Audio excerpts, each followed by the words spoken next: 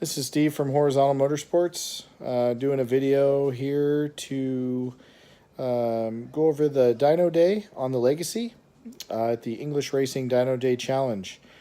I've got a lot of people wondering how it went down and what happened, if it was on nitrous or what.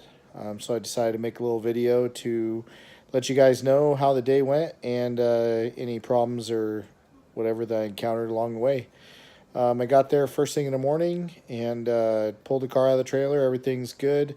The night before, I loaded the nitrous up, made sure the bottle was full, hooked up the solenoids, switches, and everything, and everything appeared to be right. It was late, and loaded the car up around 10 or 11 o'clock at night that night, and then went straight to the Dyno Day challenge early in the morning. So got on the dyno around 1 o'clock and put the car on the dyno. Lucas was cool enough to let me actually drive the car, and on the dyno he loaded it and then I drove it. First pull was nitrous was turned off, and the car made 795 wheel horsepower, I believe, and it was a little lower than I thought it should be. I was taking data logs while I was on the dyno every pull, and as it turns out, there was only one little fan that was on the front of the car, and they forgot to put the other fan up above to get the engine more air, so it got a little heat soaked on the first pull. Intake temps were pretty high. They were in the high 130s, so it pulled a little bit of timing in the ECU because I have it set to try to save itself if for some reason it just gets too hot. So that kind of explained when I looked at the logs why it was a little bit low. I was expecting a little over 800 on boost is what I was figuring it should make at what it was set at. So second pull, we had more airflow on the car this time, and it picked up power as it started to cool down. It was still a little heat soaked, but it made 799 on the second pull, and the intake temps were still a little bit high, but not bad. They were coming down. The car just needed to sit a little while from the first pull to cool down. But I went ahead to make the third pull and turned the nitrous on and figured I was going to go for it. And the third pull, the nitrous didn't work, didn't come on for some reason. Looking at all the logs, air fuel didn't change. Boost was the same. It didn't work. I don't know why.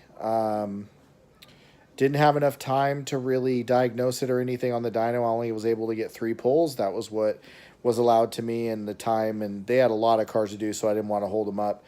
But the third and final pull, it did pick up more power. We let it cool down longer this time, and it made 814 and 647 foot-pounds, which I was pretty happy with. It did 723 on the HMS Mustang dyno, and that is on the same tune, same timing, same boost that it was on my dyno at HMS.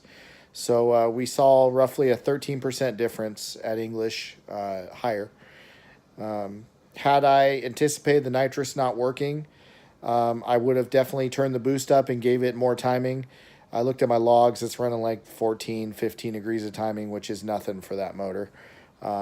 It definitely would have made a lot more power if I would have just tuned it for boost and cranked the timing and boost up. But that's the way it goes. Things happen. I'm still happy. The car runs great. Motor didn't have any issues. And it's still together and ready to go for this weekend for the West Coast Challenge that I'm going to at Woodburn.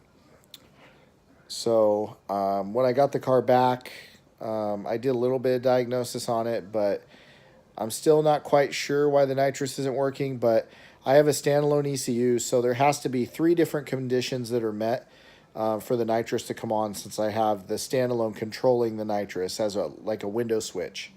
So basically with that, the reason why I do that is because you don't want the nitrous to activate at the wrong time, because that's how bad things happen, and you blow engines up and whatnot. So there's 3 conditions in the ECU that have to be met. It has to be over 90% throttle. It's got to be in a window of RPM range for it to turn on and turn off. I've got something crossed in there in the logic. I gotta find it. I gotta dive into the ECU. Standalones have a ton of compensations and features and stuff. So I'm still learning the new ECU. It is awesome. It works great. The cars never run better.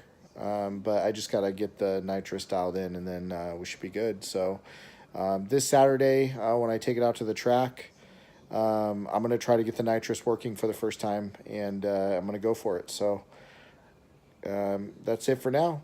So until next time, Steve Horizontal.